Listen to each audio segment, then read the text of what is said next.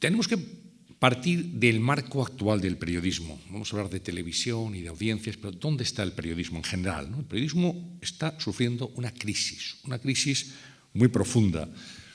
Casi podríamos decir que el único principio que en este momento rige en el mundo de la comunicación, y no solamente en España, sino a nivel internacional, es el principio de incertidumbre. Vivimos instalados en la incertidumbre.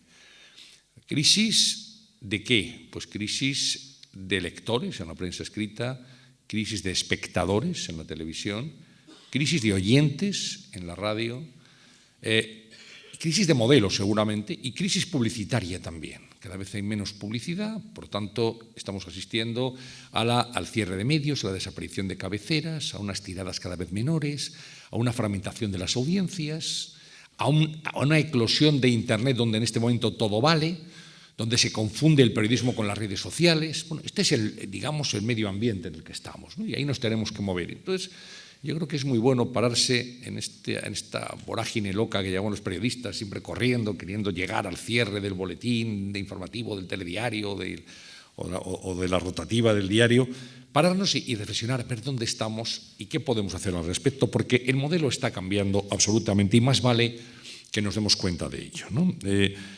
Podríamos decir que ahora mismo se ha cernido la tormenta perfecta sobre el periodismo. Una tormenta perfecta, porque cuando tienes crisis en tu público, en tus usuarios y además en los anunciantes, pues el modelo económico acusa una crisis profunda de viabilidad también, ¿no? Esto es porque aquí al final, ¿de qué viven los medios?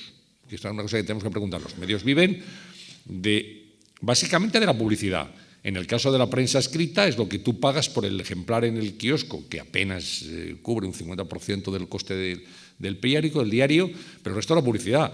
Y la radio y la televisión viven de la publicidad e Internet vive básicamente de la publicidad. Por tanto, cuando también escasean los anunciantes, pues el modelo se tambalea, ¿no? Hay una crisis de usuarios y digamos que una transformación brutal del oficio y del negocio. Esto es lo que está ocurriendo. Hay que enmarcar el oficio en lo que es la situación empresarial en este momento. Todos los medios de comunicación, absolutamente todos, están pasando dificultades y pasando problemas. Dicho esto, ¿es el fin del periodismo? ¿Esto se acaba? ¿Es el Armagedón? Pues yo creo que no, ni muchísimo menos, pero lo que sí que esto tiene que llevarnos es a repensar en este momento dónde está la profesión y cuál es el papel del periodismo en esta sociedad en la que nos ha tocado vivir. Yo antes citaba a un veterano periodista italiano llamado Eugenio Scalfari, que ya muy mayor fundó un periódico que se llama La República, y él acuñó una definición que a mí me gusta mucho del periodismo. Decía, periodismo es contarle a la gente lo que le pasa a la gente, básicamente.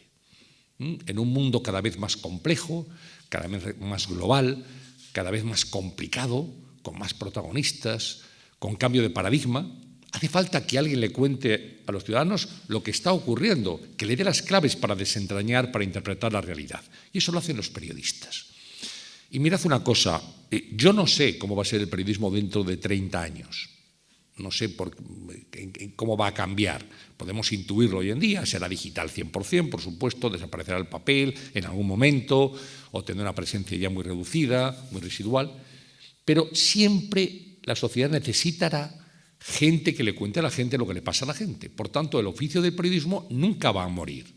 Se transformará, cambiará, lo haremos de otra manera, pero nunca va a morir porque es necesario para los ciudadanos y porque además el periodismo representa eso que se dio en llamar pomposamente el cuarto poder, el legislativo, el ejecutivo, el judicial y el periodístico. Bueno, pero un periodístico que dimana de los ciudadanos. Por tanto, yo creo que más que un cuarto poder, el periodismo es un contrapoder, es quien marca a los políticos el ejercicio de su función, el que les recuerda que prometieron una cosa y hacen otra, el que denuncia sus comportamientos que no se adecúan a la honestidad requerida, etc. Eso es el periodismo. Por tanto, es un instrumento esencial en una democracia y fundamental en cualquier sociedad.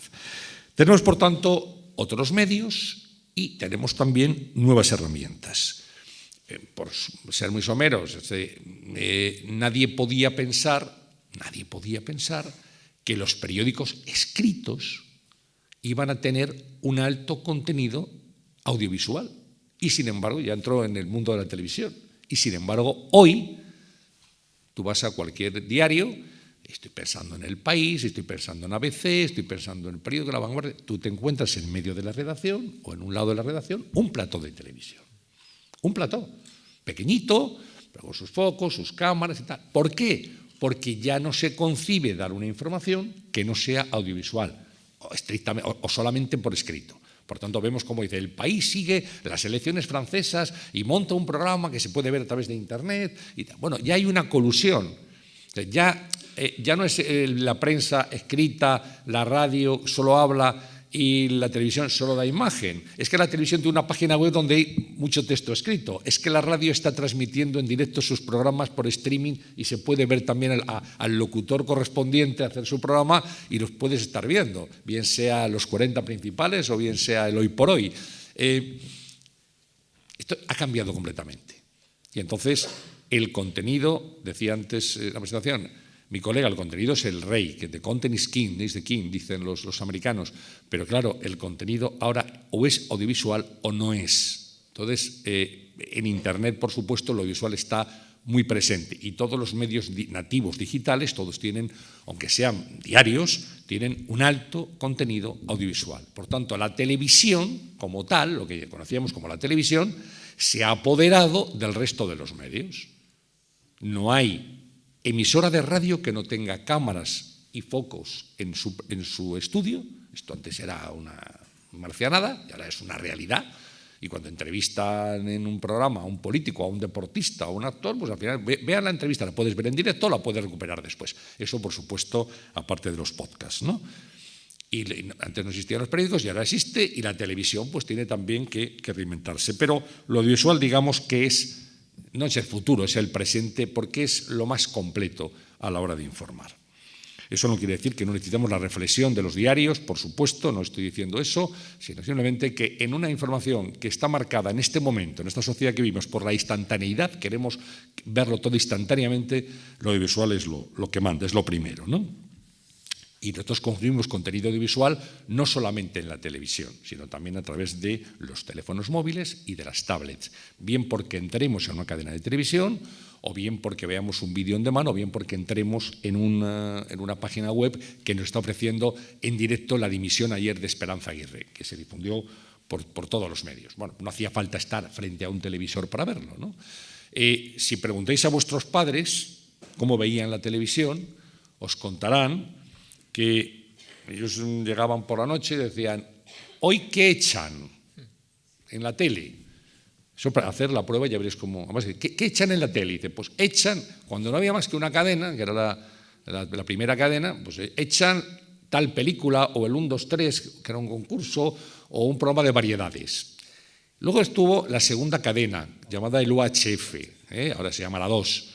Y entonces ya estaba Estudio Abierto de José María Íñigo y había algunas otras cosas, pero bueno, te podías elegir. Luego ya llegaron, pero ya muy avanzados, los años 90, 80 y... 80, sí, 80, pero estoy pensando en la primera autonómica, que es TV3, nacen a primeros de los años 80, TV3 y ETV y tal, y aquí llegan en el 89 Telemadrid, llega Castilla-La Mancha, llega más tarde, la televisión autonómica, y luego llegan las privadas salen todas en el año 90, excepto Antena 3, que empieza a emitir en el día de Nochebuena del 89, ¿no? Entonces hay una multiplicidad de ofertas, ya no es que echan, ya es que hay muchísima oferta televisiva. Y fijaros una cosa, la multiplicidad de oferta televisiva no ha redundado precisamente en una mayor calidad de los contenidos.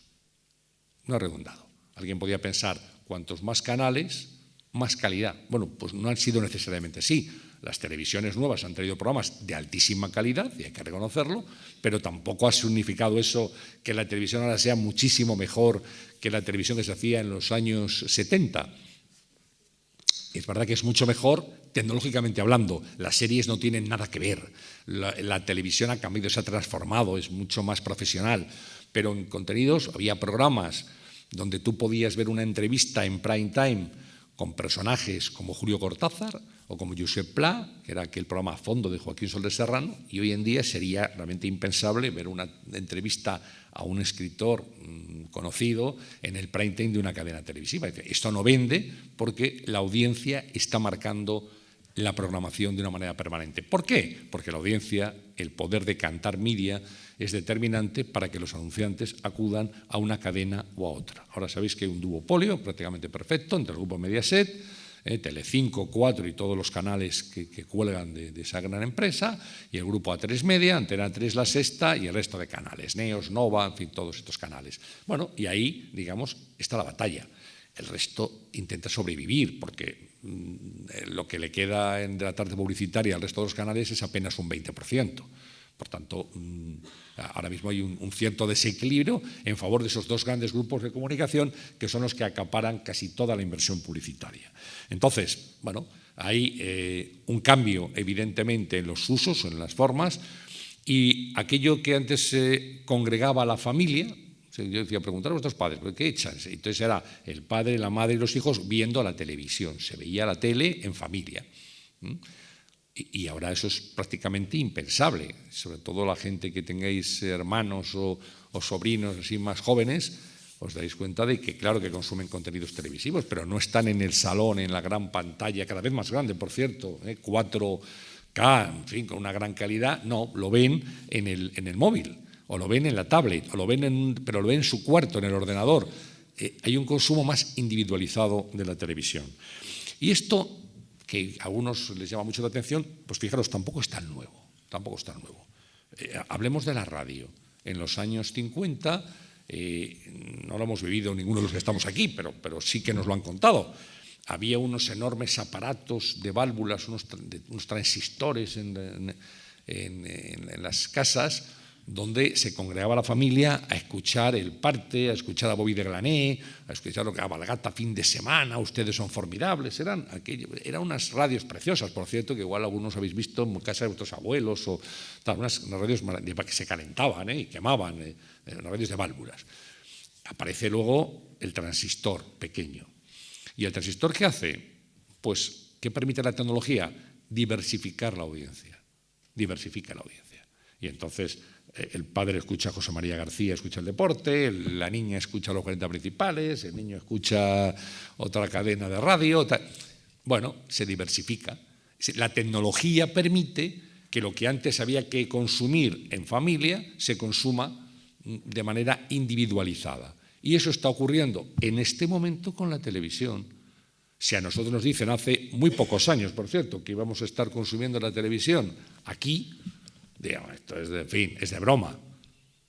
Y sin embargo, hoy, un chico que tenga 14, 15, 16 años es donde la consume. Lo que le parece del siglo pasado es sentarse a ver la tele en una pantalla enorme, ¿no? Salvo que vea con sus colegas, con sus amigos, un partido de fútbol o el Festival de Eurovisión, que eso sí concita mucho interés de la gente joven, ¿no? Pero si no, ellos ven una serie, claro que la ven, pero la están viendo aquí. ¿Y cuándo la están viendo? Cuando quieren verla. Es decir, el gran fenómeno actual de la televisión que condiciona los contenidos y que está cambiando el negocio es justamente esto y las tablets. Yo, consumidor, quiero ver esto y quiero verlo cuando quiero y dónde quiero. Es decir, el jefe de programación de tal cadena, el jefe de emisiones que decidía que la serie This Is Us iba a emitirse los jueves a las 10 de la noche, esto ya ha pasado mejor vida. A nosotros a uno nos vale, a ellos, a los más jóvenes no. Dicen, yo veo This Is Us o la serie, o Narcos, o la serie que quiera. Me veo además 3 episodios, me veo 2, me veo 4, en un fin de semana me veo todos, toda una temporada. La veo cuando yo quiera. Y además la veo en inglés. Es decir, la gente ahora sabe idiomas, sabe inglés, ya no necesita la traducción. Está la última de los contenidos audiovisuales, contenidos televisivos, pero lo ve cuando quiere. Por tanto, la figura de intermediación del jefe de programación está tocando a su fin. Se queda para un público que ya necesita que le ordenen el contenido audiovisual. Para la gente joven, no. Yo sé perfectamente lo que hay en este momento. Mira, ayer entraron en Estados Unidos tal serie y ya la están viendo. Y se la pasan y la comentan. Y además nosotros veíamos la tele y la veíamos.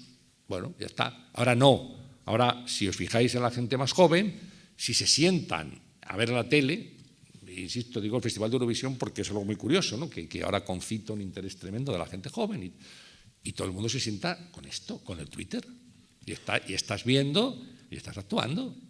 Y antes decías, oye, como aquel anuncio, dice, o veo la película o leo los subtítulos, ¿no? Pues aquí, o veo el festival o lo tuiteo, ¿no? Ahora se hace todo, hay una interacción. Y esto ya aparece en la pantalla, etcétera. Por tanto, el cambio es absoluto. Yo creo que el nuevo espectador en las plataformas televisivas, el nuevo espectador, cobra todo el protagonismo y asume, no ya el mando a distancia, asume su propia parrilla de programación. Se la hace a su medida. Mi parrilla me la hago yo, no me la hace otro. Y esto es un cambio brutal. Esto se da en este nuevo tipo de dispositivos y se da también en la especialización. Yo antes veía un canal televisivo generalista y si quería ver el deporte tenía que esperar a las 4 de la tarde o a las 9 de la noche para ver los goles, después del estudio estadio. O si quería ver una película, ¿a qué era la película? A las 10. En fin. Y hoy no. Yo no tengo que esperar a ese momento. Yo decido verlo ahora, que me viene bien. Yo soy el que me hago la parrilla. No necesito que alguien me la haga. Y esto yo creo que es el cambio seguramente más importante y que está revolucionando todo. Hasta tal punto de que Kantar Media, que es la empresa que está midiendo a través de audímetros la audiencia de los programas de televisión, ya ha tenido que incorporar este año el consumo en diferido. Porque cojamos cualquier producto televisivo, una serie Velvet, una serie de éxito, por ejemplo. Velvet no es que ayer se emitió en Antena 3 y tuvo tantos millones de espectadores. Es la gente que va a ver ese episodio, no solamente cuando se pone, sino después se lo va a descargar. Esa gente también lo ve. Por tanto, el anunciante dice, ojo, que no tengo que ir solamente ya aquí a la pantalla, tengo que ir también al VOD, al Video On Demand, porque yo también quiero asociar mi marca con este producto que se consume mucho. Por tanto, el cambio es brutal, pero para las agencias de medios, agencias de publicidad, para los operadores televisivos, un cambio que además va a marchas forzadas, va muy deprisa y que pone al espectador en el centro y que pone al contenido como único objetivo. Este es el cambio fundamental. Están llegando en este momento plataformas que se dedicaban a producir series y que hoy son auténticos canales televisivos. Puedes pensar en Netflix, por ejemplo. Netflix es un fenómeno de enorme éxito. Entonces, Netflix, como le pasa a HBO, comenzó produciendo series de altísima calidad, muy originales, series que se viralizaban mucho, que todo el mundo alababa. Y dijeron, bueno, aparte de producir, ¿por qué no hacemos una plataforma? Y montaron una plataforma, porque si os fijáis, el contenido de Netflix y de HBO estaba antes, aquí en España distribuía Movistar, o lo que era Canal Plus, ¿no? Digital Plus. Ellos no tenían una plataforma, hacíamos series y en España íbamos con Digital Plus y en Francia íbamos con Canal Satellite y en otro sitio íbamos con Direct TV, bueno, en cada país con un operador. Y dijeron, oye, si tenemos ya masa crítica de producción, ¿por qué no nos instalamos nosotros? Y llegan a España, bueno, llegan a todo el mundo, Netflix.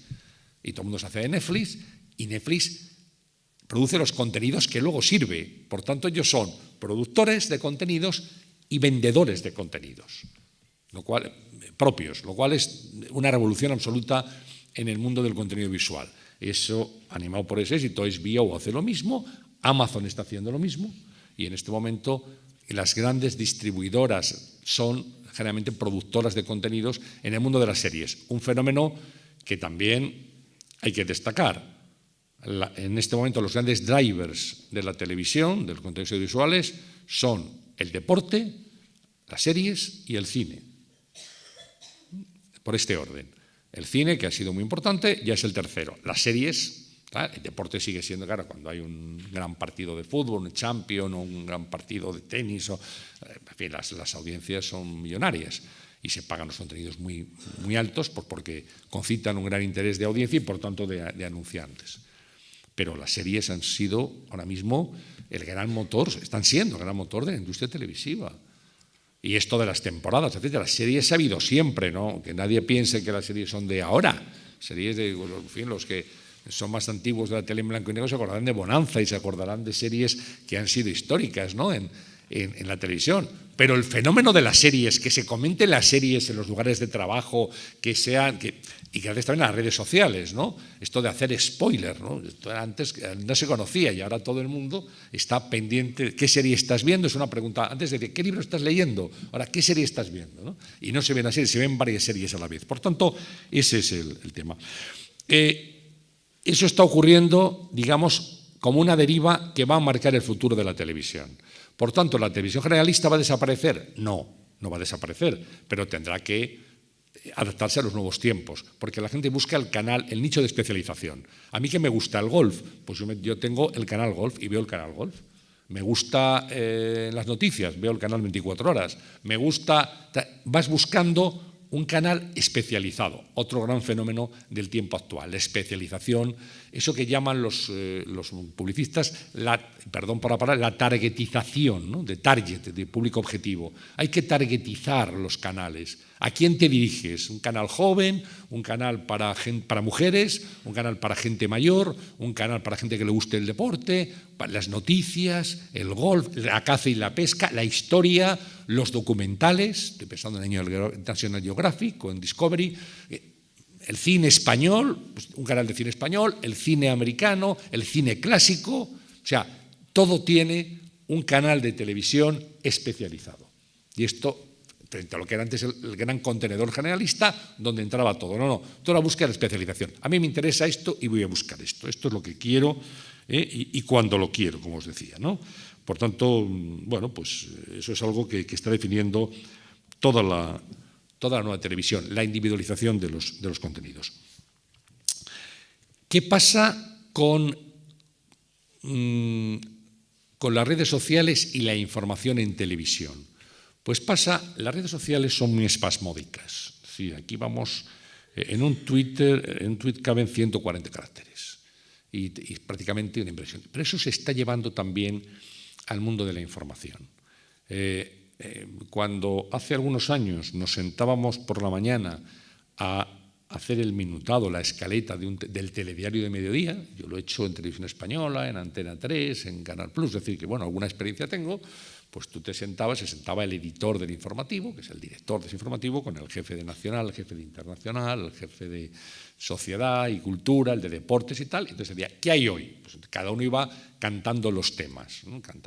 Soy yo que hoy en política está lo de Esperanza Aguirre, y está lo de Dancausa, y está lo del juez Eloy Velasco, y en Internacional, pues mira, la resaca de Francia, de las elecciones, y el otro en Sociedad contaba lo suyo y tal. Y se hacía esa escaleta en función de la importancia de las noticias del día. Lo más importante habría y lo menos importante iba al final. Siempre se buscaba un cierre. ¿Qué tenéis de cierre? Un cierre bonito. Pues hay unas imágenes muy bonitas de unos pajaritos en Japón y tal. Pues mira, para cerrar, porque siempre pensabas que el cierre de un telediario, de un informativo, era como esos miñardises que ponen después en algún restaurante. Yo pongo ahora unas tejas con el café para dejarle un buen sabor de boca, ¿no? Entonces se pensaba eso. Bien, pero tú pensabas siempre que había que abrir, por muy duro que fuera, con Francia, con Francia o con Alemania o con Turquía cuando es el referéndum de Erdogan. Bien, no, eso no había discusión. Ibas haciendo los bloques informativos. Hoy eso ha cambiado absolutamente y ha cambiado también por las redes sociales. Entonces, primer mandamiento, no aburrir. Segundo mandamiento, que todo sea corto, picado, nada, esto es un tema de lo de Turquía, esto es un rollo, esto no se lo forma nadie, esto tal. Y entonces casi hacemos telediarios para los que no les gustan los telediarios, para gente que lo que quiere es entretenerse viendo la televisión. Y entonces hay que meter unas imágenes de unas playas, imágenes de no sé qué y tal. Y luego se está produciendo en la televisión algo que es una cierta banalización de los contenidos televisivos, que no es culpa de nadie, es culpa del propio ecosistema informativo en el que estamos. Vamos a ver, nunca ha sido noticia que en el mes de diciembre nieve en España, en determinados lugares de España, nunca, y menos en la sierra, nunca. Tú llegas y dices, a ver, noticias. Y decía alguien hace unos años que nieva en Navacerrada. Tú eres tonto. A ver, siguiente. Claro que no va a nevar si estamos en diciembre, joder, con el frío que hace, claro que nieva. Ahora, cuando llega la primera nieve, allá para noviembre o no sé, diciembre, nos vemos locos. Dice, ¿cómo? Abrimos con esto. Entonces, a ver, que venga Manolín, vete a Navacerrada. Y entonces Manolín, que es un chaval joven que llega ya a la redacción y tal, generalmente y tal, se va a las 9 de la noche a Navacerrada y entonces sale con una capucha, el pobre allí, ha tenido frío, un foco allí frente a la nieve y tal, no se ve nada. Y nieva en Navacerrada. Sí, Manolín García. Manolín, aquí nieva mucho, ¡uf, qué frío hace, tal, tal, tal. Y eso luego tú ves en una herramienta perversa que se llama minuto a minuto, que es que tú ves la audiencia al día siguiente del informativo, pero no ves que te ha dado un 14, un 11, un 8, te dice cómo ha ido cada minuto. Y dice, oye, aquí mira, íbamos con un 6, un 7, un 7, oye, aquí va un 14, ¿qué ha pasado aquí? Manolín en Navacerrada. Ostras, 14. Y oye, y luego después de eso entra lo de Turquía y nos vamos a un 5. Hoy que sumo Manolín otra vez. Claro. En sentido contrario, lo habéis visto muchas veces, mes de agosto. Hay muchas noticias. Dice, calor en toda España. Bien. Temperaturas de cerca de 40 grados. En Sevilla está Maripuri Moreno. Maripuri Moreno, 41 grados. Y conectamos en directo con Sevilla. Claro, esa pobre criatura a las 3 de la tarde en Sevilla, en el mes de agosto, ¿qué va a hacer? Pues para deshidratarse, ¿no? Y ahí con toda la calorina sale al lado de un termómetro generalmente que marca 42 grados, tal, diciendo hace mucho calor, que habla la gente aquí. Y luego, otra cosa también que hemos dado pie, el testimonio de que hable la gente. Fíjate usted, yo es que soy muy enemigo de esto, o sea, tiene que hablar el que tiene que hablar. Porque nos encontramos con que hable la gente. Pues sí, mucha calor, la verdad es que qué horror, qué tal, lo que abanico, en botijo, no sé qué y tal. Y eso gusta mucho, porque eso funciona en audiencia. Y entonces dices, o sea, contar que en verano hace calor, contar que en invierno hace frío, contar cosas, por ejemplo, cada vez que hay un puente, lo vais a recordar muy bien, cada vez que hay un puente, unas vacaciones, Semana Santa, Navidad, siempre hay un reportaje que es la vuelta a casa, ¿no? ¿Lo habéis visto? Bueno, primero está la gente en las playas. Entonces le preguntan a la gente en Benidorm, en Torremolinos, y dicen, no, sí, pues nosotros somos de Segovia, que hace mucho frío, aquí se está mucho mejor, aquí estamos con los niños, y tal. Bueno, pues en un chiringuito tomando una cerveza y tal. Bueno, pero eso, dices, ¿y aquí dónde está la noticia realmente, no? Y luego ya toca volver a casa después de estos días de Navidad. Bueno, hemos seguido a los Martínez, que es una familia, y ves a los Martínez haciendo las maletas y tal. Ahora vamos, niños, a recoger ya. Bueno, pues ya está la próxima, qué bien, con lo bien que hemos estado aquí y tal, ¿no? Y eso llena minutos y minutos y minutos de información que, de alguna forma, como ocurre también con Internet, se han trivializado o se han banalizado algunos contenidos. ¿Quiere eso decir que hay que apostar solamente por hard news, por temas muy duros? No. Pero sí es verdad que, de alguna forma, en aras de buscar la audiencia o buscar el clic, que me da exactamente lo mismo, estamos llegando a una transformación del periodismo, hombre, que a veces está en una frontera dudosa entre lo que es noticia y lo que no lo es. Si tú haces un análisis de cualquier noticia en la edición digital de un diario, por mucho que tú sepas de Francia, pues la gente clica moderadamente. Los 5 secretos inconfesables de Emmanuel Macron. ¿Qué dices? ¿Ostras? Pues lo voy a dar. Secreto, porque no le gustan las corbatas amarillas, que no sé qué. Luego al final todo es algo marciano, ¿no? Tal. Pero consigues clics. Y entonces en las redacciones, aparte de un plató que tienen allí en todos los diarios, si os fijáis, en los medios digitales, por supuesto, hay un analytics, unas pantallas grandes donde están viendo en tiempo real cómo se está consumiendo su información digital. Dice, mira los clics, es que lo ves allí, dice, mira, hay 672, 75, 728, tal. ¿Qué noticia es esta? Tal. Y entonces, ellos van a poner el acento siempre en aquello que tiene más clics. Tantos clics tienes, tanto vales. Y eso se transmite también al resto de los medios, y especialmente a la televisión. Por tanto, hay que llamar la atención, hay que ser bastante efectistas para concitar el interés bien del espectador o bien del clic. Yo me parece que esto de que tantos clics tienes, tanto vales, es algo un poco cruel para el periodismo tradicional y el periodismo de verdad que intenta explicar las cosas y dar las claves de lo que ocurre. Hay también en este momento un auge de la opinión en las televisiones, pero la opinión, que está muy bien, la opinión es un contenido barato en las televisiones, porque tú llenas 2 horas, 3 horas a veces de televisión con unos señores opinando. bueno, pues les pagan una colaboración, pero para hacer 3 horas de televisión por el coste de unos opinadores es infinitamente más barato que por una película, que es muy cara, o que por una serie que es carísima. O sea, te puede costar 4 veces menos y te funciona bien en la audiencia. Pero antes, en los programas de reflexión y debate, pues se buscaba gente que supiera del tema y que, bueno, pudiera dar claves. Ahora lo que se pide es que haya espectáculo. Por eso son unos contra otros, por eso son las enganchadas. Una cosa que le encanta a los realizadores es la pantalla partida y poner las 2 caras de los debatientes. Las 2 caras, no, pero tienes razón, golfo, sinvergüenza, tú, tal. Espectáculo.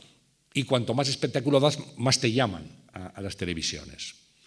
Estamos nuevamente en una cierta trivialización de los contenidos. Claro que la opinión es interesante, claro que la opinión es fundamental, claro que te puede aportar claves de la actualidad, pero es verdad también que cuando se transforma eso en espectáculo y lo que estamos haciendo simplemente es, bueno, exacerbar las bajas pasiones de la gente, pues hay mucho espectáculo y menos datos realmente reales, ¿no? Yo quiero reivindicar en esta ponencia el papel de los profesionales, el valor de los profesionales. Decía antes, en el momento de la inauguración, que había que respetar la profesión y hacerse respetar, ¿no? Que es verdad que trabajamos con habilidades, con trayectorias, con personas que tienen familias, que tienen vecinos, que tienen amigos. Y a veces hay que tener mucho cuidado antes de señalar a alguien hasta tener todos los datos, porque bueno, la fuerza del periodismo es muy importante. El no aceptar esas ruedas de prensa sin preguntas, el no aceptar que un político de nuevo cuño insulte o falte al respeto a una profesional de la información o la amenace, eso son cosas que yo creo que no debemos tolerar en absoluto por lo que representamos. El periodismo se basa en eso que llamó Graham Greene el factor humano. La tecnología está muy bien. La tecnología nos ayuda, pero es el factor humano. Al final es el periodista. Y la diferencia entre un periodista y otro periodista es el rigor, la credibilidad, las buenas prácticas, la buena praxis que cada periodista imprime a lo que haga. Y por eso no es lo mismo un periodista que otro periodista. No es lo mismo. Y te fías de uno y no de otro. Como los médicos, los dos son especialistas en el aparato digestivo. Pero uno dice, es que bueno, no hay color, porque el doctor no sé cuantito, pues es un poco de aquella manera, un poco tal, y el otro es un tipo muy riguroso, muy meticuloso, hace una analítica y unas pruebas absolutamente tales, es una persona muy perfeccionista, siempre te vas a fiar más del segundo que del primero. Pues esto ocurre también en el mundo de la información. Aquel periodista que aplica con mayor rigor los protocolos profesionales, pues estará evidentemente acuñando una marca personal que sea mucho más fiable y que sea mucho más loable que aquel que le vale cualquier cosa. Entonces, ahora el periodista, decía antes el alcalde, claro, es que os veo que tenéis que llevar el micrófono, la cámara, la libreta, no sé qué, pero es que además hay que poner un Twitter, es que además cuando vengas ahora lo vas a... Ponlo en Instagram Stories, ponlo en Facebook, ponlo en no sé qué, ponlo... Y claro, es una locura, ¿no? Porque la rapidez y la multiplicidad de difusión de los mensajes va en contra de lo que es el rigor, porque a veces se te escapa algún dato y no puedes matizar. Y el periodismo necesita reflexión a la hora de transmitir una noticia. Cuando hablamos de eso que se llama periodismo ciudadano, y en televisión se da mucho, en televisión siempre hemos tenido aliados que nos han ayudado. Es decir, cuando muere un torero que fue muy famoso, que era Paquirri, ¿no? en Pozo Blanco, en Córdoba, pues las imágenes que dio Televisión Española en ese momento eran imágenes de un videoaficionado. Siempre había, entonces existía la figura del videoaficionado, que era la gente que iba con su cámara, de Super 8 y tal, o de vídeo, tal, y entonces estaban los sitios y tú no llegabas a todos lados. No llegabas porque tus equipos de cámaras y tal no estaban en todos los sitios. Entonces siempre decía producción, ha llamado un videoaficionado.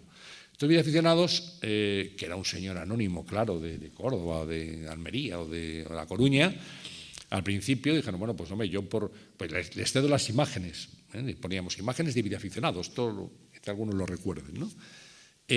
Luego aprendieron que esas imágenes valían dinero y ya pedían bastante dinero, pero bastante dinero por las imágenes. ¿Quién está? Porque ya tenían, si no te las vendo a ti, se las vendo a Antena 3, se las vendo a Telecinco, Antena 3, Televisión Española a La Forta y estaban siempre tapicheando con eso.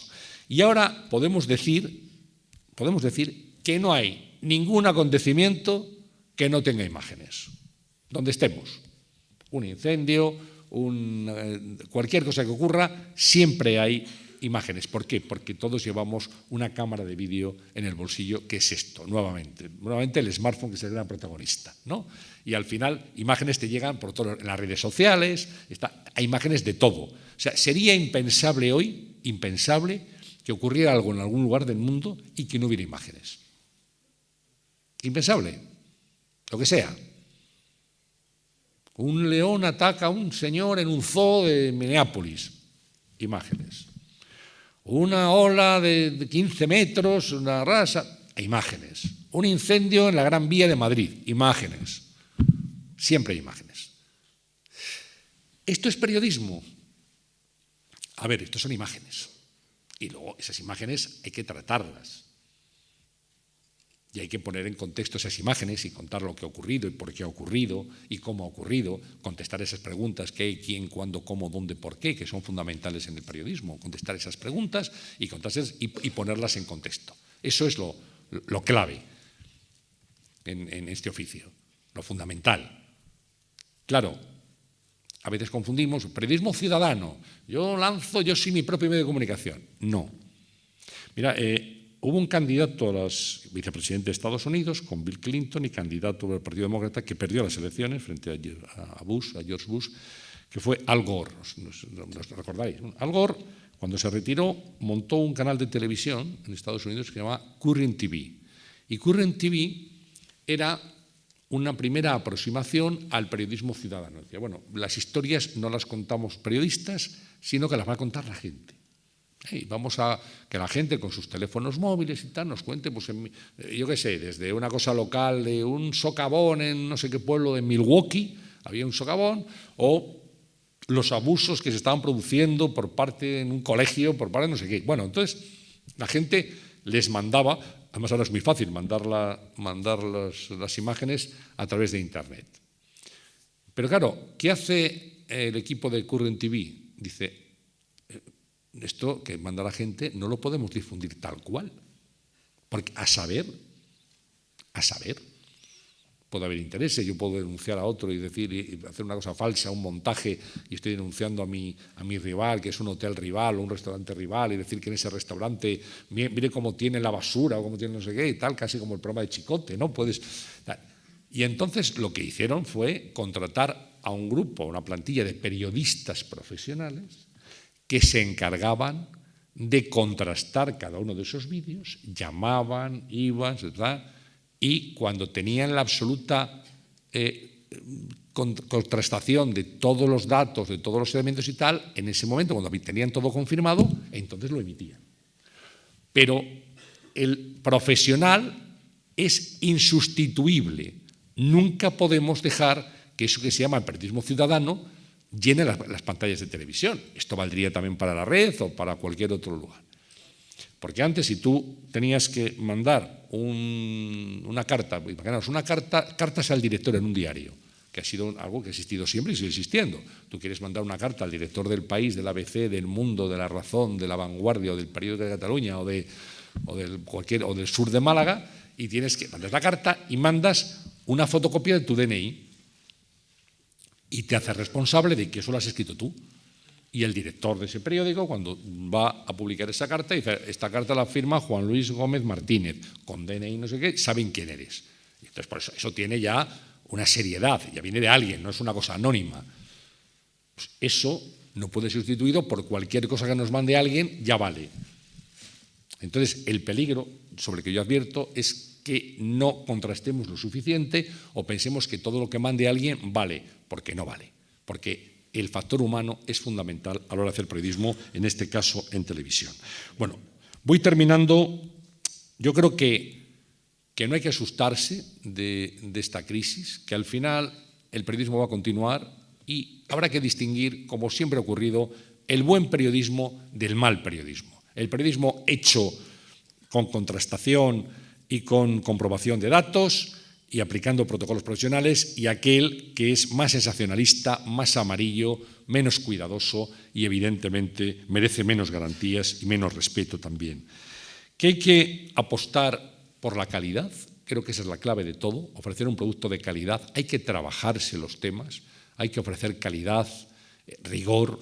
Si una persona se llama Juan Luis, no se llama José Luis. Si es Juan Antonio, no es José Antonio. Es un tema menor, pero a veces es que, perdón, es que me equivoqué. ¿No? Si está mal el nombre ya, a partir de aquí casi no seguimos leyendo, ¿no? Hay que contestar cada dato. Si fue en el 89, fueron el 89. Si fueron 3 años, fueron 3 y no 5.